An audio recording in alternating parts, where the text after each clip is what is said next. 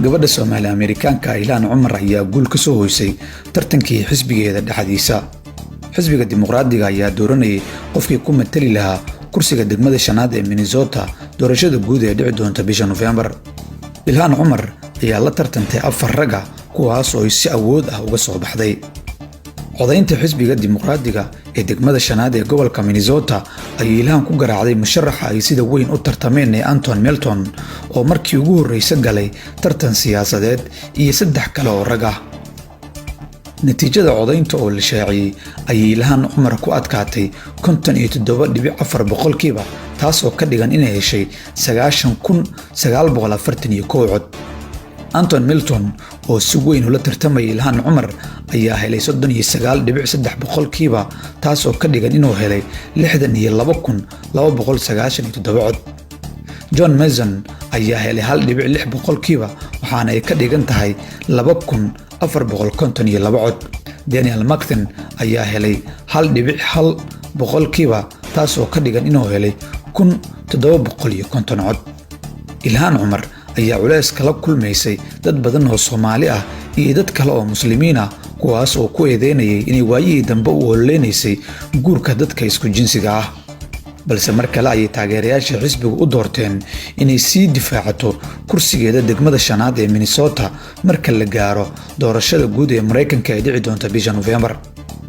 4 sano ee fadhisa Washington DC, Ilhaan waxay dagaal adag la gashay madaxweyne Trump iyadoo si weyn garab uga heshay xisbigeeda Dimuqraadiga oo ku xoogan Koongareeska. waxay Ilhaan Cumar hadda heshay guusheedii koowaad waxayna u baahan tahay inay loolan adag u gasho kursigeeda doorashada bisha November. qoraal ay soo dhigtay Twitterkeeda kadib guushii xalay waxay Miss Cumar tiri gudaha Minnesota markasta waxaan ognahay in dadka is abaabulay ay ka adkaanayaan lacagta la abaabulay. caawana dhaqdhaqaaqeenu guul kaliya ma uusan soo hooynin, waxaan kasbanay maamul isbedel keenaya iyadoo ay jireen dadaal ay dad gobolka ka baxsan ugu jireen in guul daran ugu dhacdo. mar kale ayaan taariikh dhignay ayay tiri Miss Cumar. dhinaca kale musharaxa xisbiga Dimuqraadiga ee doorashada madaxweynaha Mareykanka Joe Biden ayaa senator Kamala Harris u doortay inay noqoto madaxweyne ku xigeenkiisa.